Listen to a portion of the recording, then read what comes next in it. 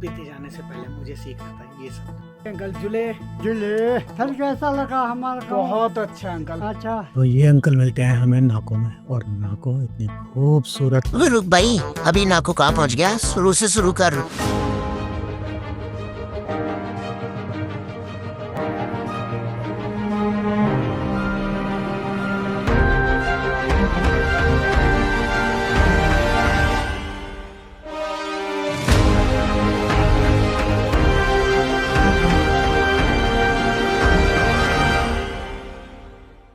तो overnight journey के बाद अब हम पहुंच चुके हैं शिमला, और शिमला से हमारी जो है स्पीति एक्सपीडिशन शुरू होने वाली है। और यहाँ की अगर मैं व्यू की बात करूँ तो seriously it's a really welcoming view.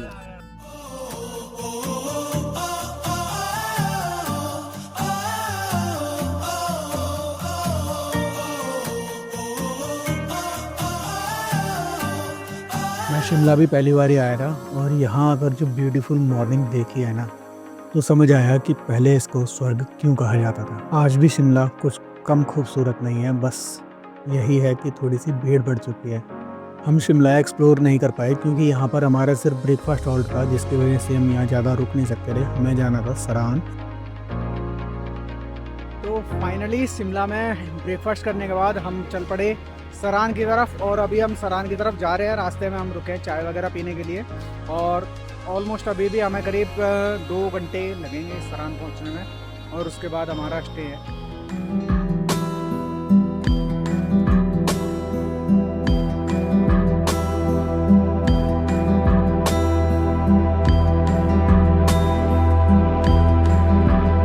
Sarahan के रास्ते में रामपुर पर लगा हुआ था एक मेला, जिसकी वजह से मार्केट थी, और मार्केट की वजह से बहुत सारा जाम। तो ऑलमोस्ट 20 घंटे की लगातार जर्नी के बाद हम पहुंच जाते हैं सराहन, और यहाँ पहुंचने के बाद हम करते हैं थोड़ा सा रेस्ट, रात में डिनर, और उसके बाद करते हैं overnight rest. Good morning from Sarahan, और अभी हम अपने होम स्टे में हैं, और यहाँ पर हम अभी 7 बज रहे हैं, और भाई सामने इतना प्यारा और इतना मैग्नेटिक मोमेंट है ना।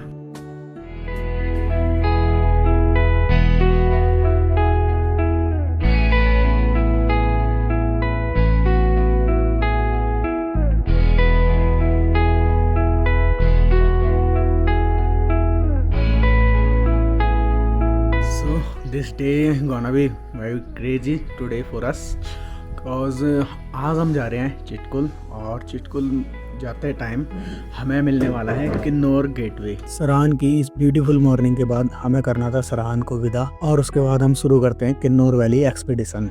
और किन्नौर से स्पीति तक जाने वाला रास्ता है, ये तो बहुत खूबसूरत है, लेकिन रास्तों की अगर बात की जाए तो इतनी डेंजरस कि एक तरफ हमारे सिर पर होती है हाई क्लिफ्स, और साइड में होती है हजारों फुट गहरी खाई।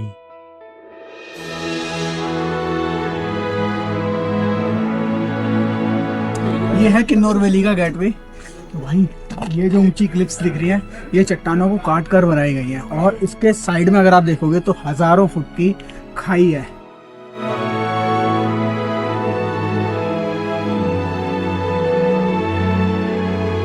इतनी डेंजरस इस इंडो तिब्बतन हाईवे की रूट्स जाती हैं चिटकुल तक, जो कि है इंडिया का लास्ट विलेज। उसके बाद शुरू हो जाती है चाइना बॉर्डर।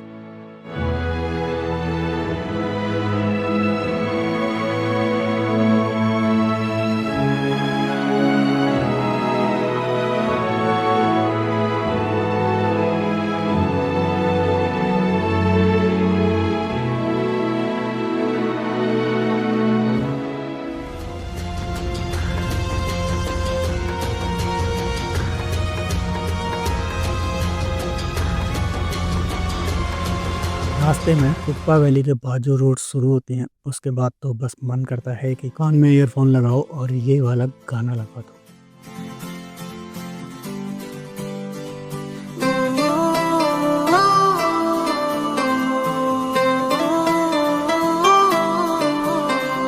कस्तो मजा है लैमा रम्मैलो काली ओडाली कस्तो मजा है लैमा रम्मैलो काली। कभी स्वर्ग के रास्ते देखे? नहीं ना, चलो आओ दिखाता हूँ। सांगला से चिटकुल जाते हुए ये वाले रास्ते जब आप देखोगे ना, तो भाई आपको सच में यकीन नहीं होगा कि मैं चिटकुल जा रहा हूँ या स्वर्ग। रास्ते के इन खूबसूरत नज़ारों को देखते हुए हम पहुंच जाते हैं चिटकुल। और चिटकुल पहुंचने के बाद जो नज़ारे देखने को मिले वो मैं बयान नहीं कर सकता।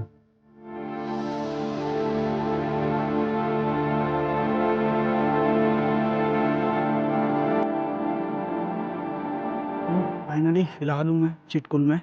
और चिटकुल अगर आप देखोगे ना तो बहुत सुंदर जगह है। और फिलहाल ये चिटकुल इंडिया का लास्ट विलेज है चाइना बॉर्डर पर।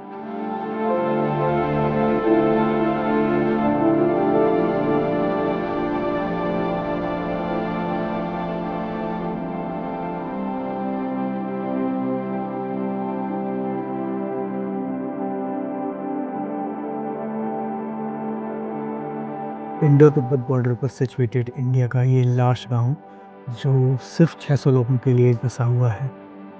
इसकी खास बात यह है कि इसकी हवा पूरे इंडिया में सबसे ज़्यादा साफ है क्योंकि यहाँ का AQI सबसे लोएस्ट रहता है।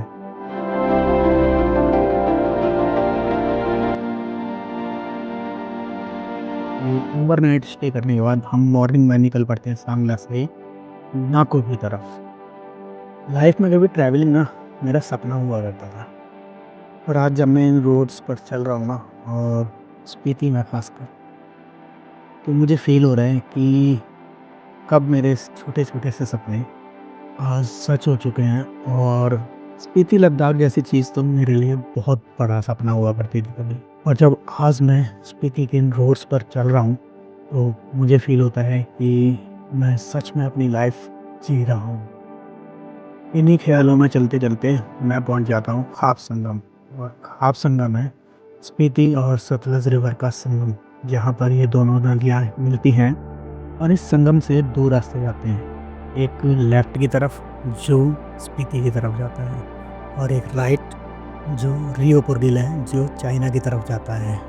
तो जैसा कि आपको पता है कि मुझे माउंटेन्स तो बहुत पसंद है, लेकिन उससे ज़्यादा पता है क्या पसंद है? माउंटेन्स में बहने वाली रिवर्स। क्योंकि यहाँ की जो रिवर्स है ना वो सच में बहुत ब्यूटीफुल होगी और इतनी काम, इतनी सीनिक, ये क्या ही है। आप यहाँ पर घंटों बैठ के इसे बातें तक कर सकते हैं। आपकी लाइफ में जो टेंशन्स है ना ये इसको कंज्यूम कर लेती हैं। तो हम राइट ना लेते हुए लेफ़्ट की तरफ चलने वाले थे।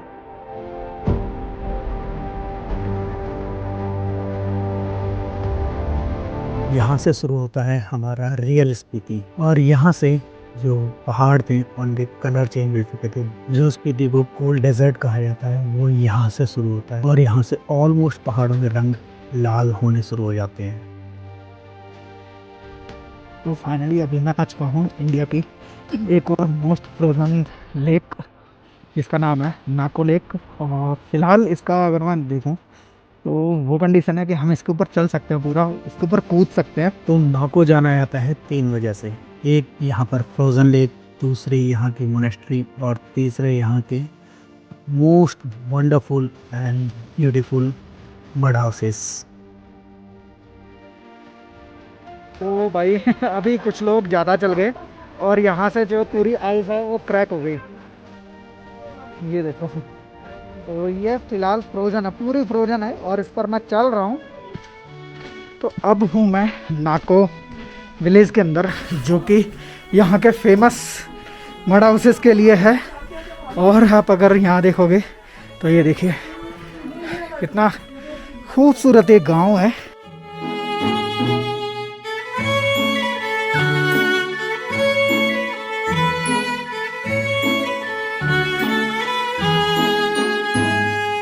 बहुत पुरानी परंपरा को यहाँ पे संजो के रखा हुआ है नाको विलेज ने। अभी भी यहाँ पर आप आओ और आपको यहाँ मड हाउसेस देखने को मिलेंगे। कितने प्यारे प्यारे मड हाउसेस हैं।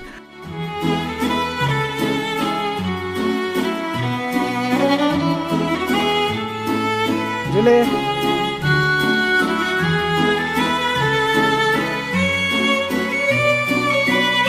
और यहाँ पर आप चलते चलते किसी को भी ग्रीट करोगे तो वो आपको एक स्माइल के साथ में आपका ग्रीटिंग वापस देगा। और बहुत ही प्यारे यहाँ के लोग। ऐसे ही जब मैं मोनेस्ट्री की तरफ जा रहा था तो मुझे रास्ते में मिले ये अंकल। जुले जुले तो अंकल एक बात बताओ, यहाँ पर जो मिट्टी के घर बनाए हुए हैं वो हाँ क्यों जी। बनाए हुए हैं? वो मिट्टी का घर बहुत गर्म होता है अच्छा, और सर्दी में गर्म, गर्मी में ठंडा होता है। हाँ जी। तो यहाँ पर ठंड में आपको ठंड नहीं लगती नहीं नहीं, हमारा आदत हो गया, ठंड नहीं लगता। और गर्मी में बहुत ज़्यादा ठंडे रहते हैं। हाँ, गर्मी में ठंडा लगता है। दिल्ली से आया मैं हूँ। स्पीति वैली का टूर कर रहा हूँ। अच्छा, फिर कैसा लगा हमारा गाँव? बहुत अच्छा अंकल, अच्छा, ठीक सच है, में ठीक है। बहुत प्यारा गांव है आपका। अच्छा। और सबसे प्यारे तो अंकल आप लगे। ठीक है, ठीक है। अच्छा अंकल, फिर मिलेंगे, फिर दोबारा दोबारा आएंगे। हाँ, गर्मी में आ जाना आपने। बिल्कुल अंकल। अच्छा, अच्छा अंकल, जुले यूँ तो मैं 3 साल से ट्रैवल कर रहा हूँ और मोस्टली ट्रैवल मेरा पहाड़ों में ही होता है, लेकिन आज तक मैं कभी भी मोनेस्ट्री नहीं गया था।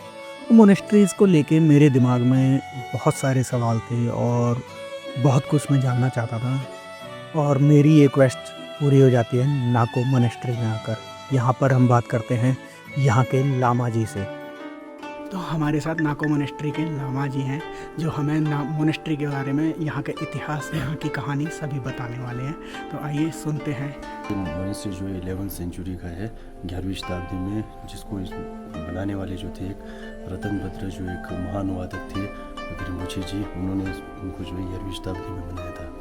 मंडाला आर्ट का मतलब ये है कि ये रिप्रेजेंट करता है नथिंग इज़ परमानेंट को, मतलब कोई भी चीज़ स्थायी नहीं है, मतलब परिवर्तनशील है। और second one is attachment. Attachment जितना आपके अंदर होगा उतनी वो सफरिंग का कारण है। मंदिर के जो बैक साइड में है वहाँ पर आपको द 5 मेडिटेशन बुद्धास दिखेंगे, 5 ज्ञानी बुद्ध।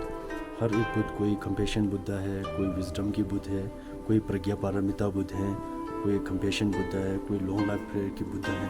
डिफरेंट बुद्धाज है। जो एक छोटा सा एक डोर है जहाँ पर हम लोग, एक डरावना सा एक चेहरा है अंदर, आप देखोगे अभी में, जी। तो उसको हम लोग धर्मा प्रोटेक्टर्स कहते हैं, जो कि नेगेटिव एनर्जीज को प्रोटेक्ट करता है।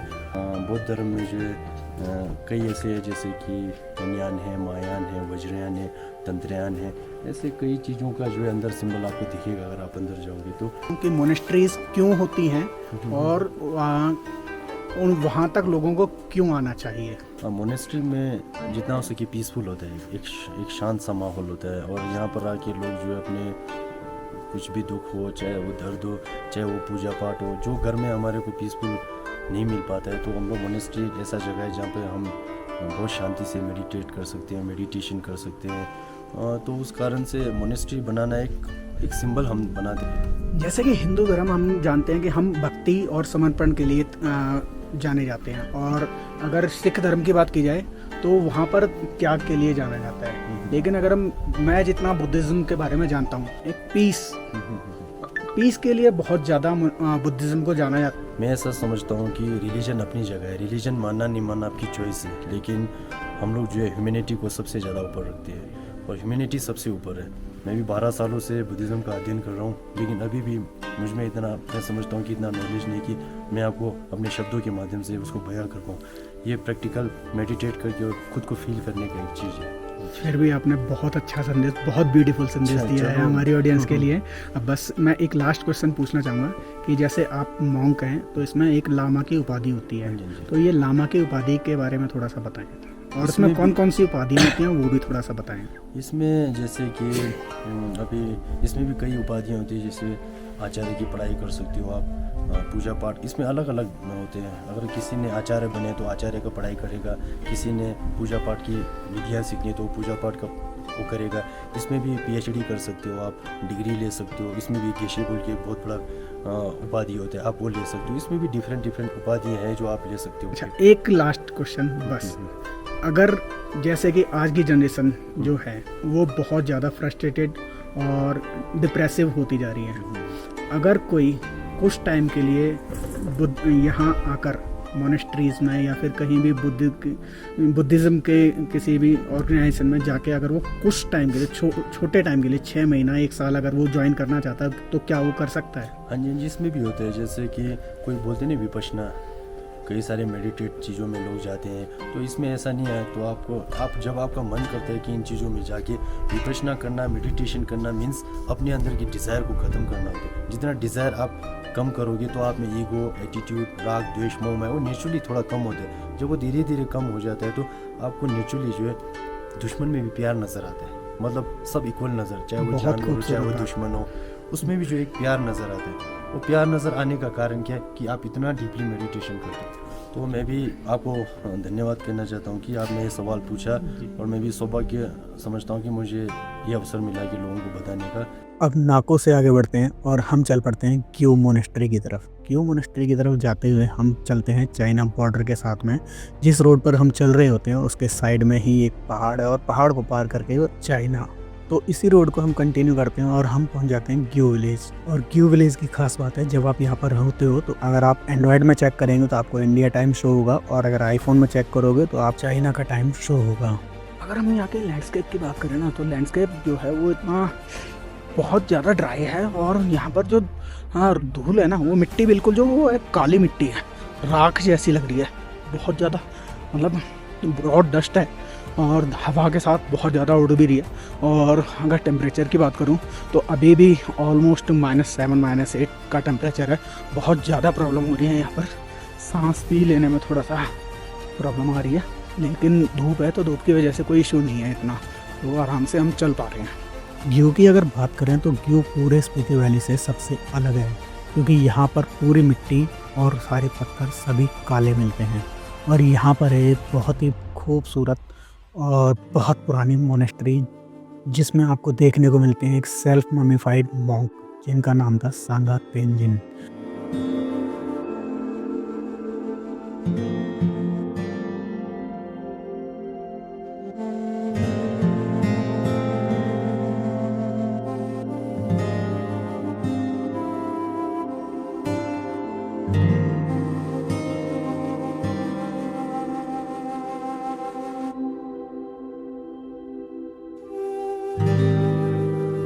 ग्यू से आगे बढ़कर अब हम चलते हैं ताबो की तरफ।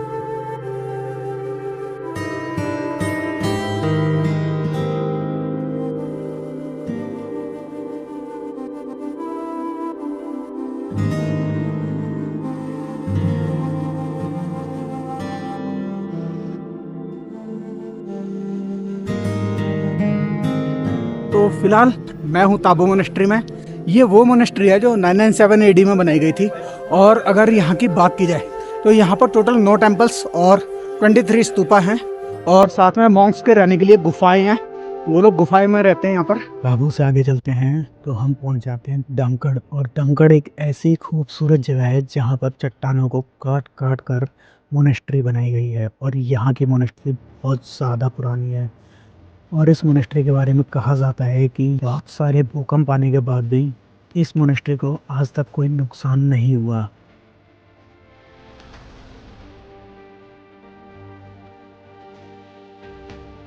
डंकड़ से आगे बढ़कर हम चलते हैं लिंगती वाटरफॉल की तरफ।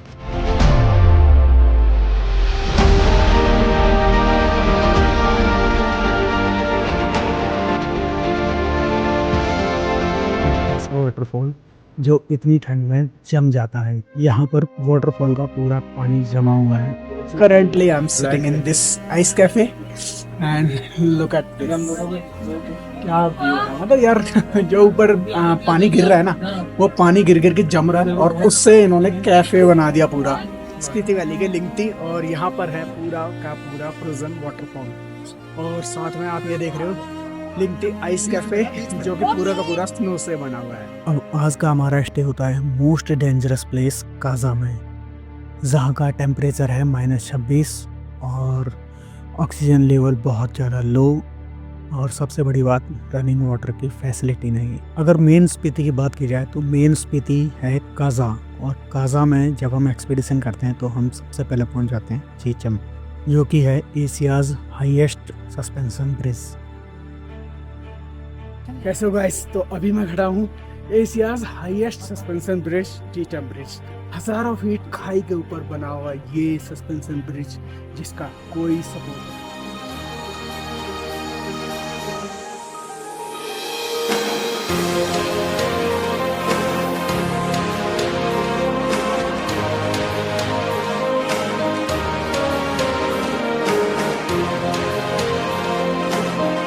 अगर बात स्पीति की हो रही है तो स्पीति में सबसे ज़्यादा फेमस है यहाँ की मोनेस्ट्री, और पूरे स्पीति रीजन की सबसे बड़ी और फेमस मोनेस्ट्री है की मोनेस्ट्री। की मोनेस्ट्री को एक्सप्लोर करके हम पहुँच जाते हैं world's highest post office Hikkim. और हिक्किम में आज हॉलीडे होने की वजह से हम यहाँ पर कुछ भी पोस्ट नहीं कर पाते, तो हमें पोस्ट कार्ड यहाँ पर लिखकर वापस लाने पड़ जाते हैं। मैं हूँ इंडिया के हाईएस्ट पोस्ट ऑफिस हिक्किम में, और आज है क्रिसमस, तो इस वजह से आज पोस्ट ऑफिस बंद है, हम कुछ भी पोस्ट नहीं कर सकते। लेकिन मैंने ये कार्ड लिया था कि मैं घर पर कुछ पोस्ट करूँगा अपनी फैमिली को, कुछ अच्छी लाइंस लिखकर, बट माय बैड लक। और हिक्किम के पास ही है वर्ल्ड की सबसे लोएस्ट पॉपुलेशन वाला विलेज, जिसका नाम है लांगजा। और यहाँ पर है 36 फीट ऊंची बुद्धा स्टैचू। काजा स्पीति ऐसे ही फेमस नहीं है, यहाँ पर मोस्ट फेमस और इनक्रेडिबल चीज़ है जिसके लिए सभी राइडर्स यहाँ आते हैं, वो है कॉमिक विलेज। फिलहाल मैं खड़ा हूँ वर्ल्ड्स हाईएस्ट मोटरेबल विलेज, जिसका नाम है कॉमिक विलेज। कॉमिक विलेज के साथ ही हमारी स्पीति वैली एक्सपीडिशन होती है एंड, और फिर हम वापस चल पड़ते हैं कल्पा की तरफ। और कल्पा की अगर बात की जाए तो इतना खूबसूरत विलेज जिसके बारे में शब्दों में बयां कर पाना मुश्किल है।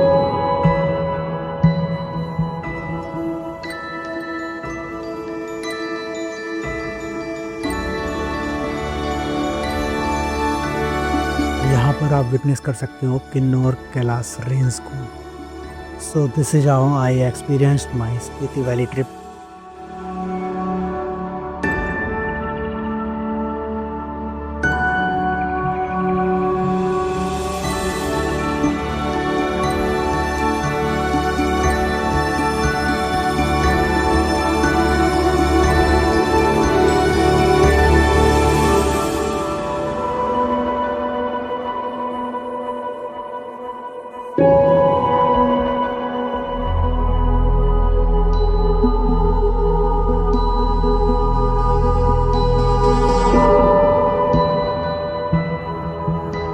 I hope I'll bring one another video of Spiti in extreme winter.